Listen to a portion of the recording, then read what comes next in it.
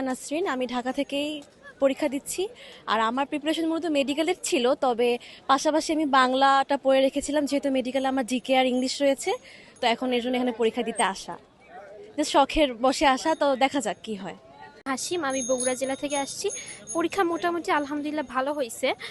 কোশ্চিনের মান মোটামুটি আলহামদুলিল্লাহ ভালো, মানে এক্সপেকটেশন এর চেয়ে একটু কমই হয়েছে, মানে যেমন এক্সপেকটেশন ছিল সেরকম হয়নি, তবে মোটামুটি আলহামদুলিল্লাহ ভালোই হয়েছে।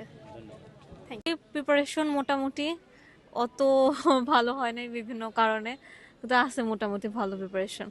ভর্তি ভর্তি ইচ্ছুক যে শিক্ষার্থীরা আছে তাদের জন্য হচ্ছে ব্যবস্থা নিয়েছি বলতে, তাদের যেন ভর্তি জার্নিটা আরও সুবিধা হয়। তারা হচ্ছে কে কোন ফ্যাকাল্টিতে পড়েছে বা কার পরীক্ষা কোন জায়গায়, এটা যেন আরও তাদের জন্য সহজ হয়ে ওঠে, এই জন্য আমরা হচ্ছে ব্যবস্থা নিয়েছি। এছাড়া অনেকে অনেক দূর দূরান্ত থেকে আসছে, তো তাদের দেখা যায় যে ব্যাগ রাখার বা হচ্ছে বিভিন্ন ধরনের নেসেসারি যে জিনিসগুলো আছে ওগুলো রাখার কোনো জায়গা নেই।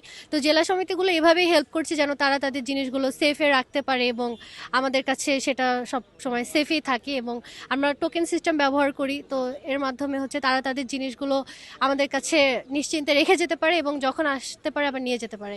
আর যারা দূর দূরান্ত থেকে আসছে এখন, তাদের যেন একটা ভালো জায়গা থাকে বসার জন্য, বা অনেক গার্জিয়ানরা আসছে, তারা যেন পরিপূর্ণভাবে বসতে পারে বা যেই সুযোগ সুবিধাগুলো আছে পেতে পারে, এই জন্য আমাদের এই ব্যবস্থা।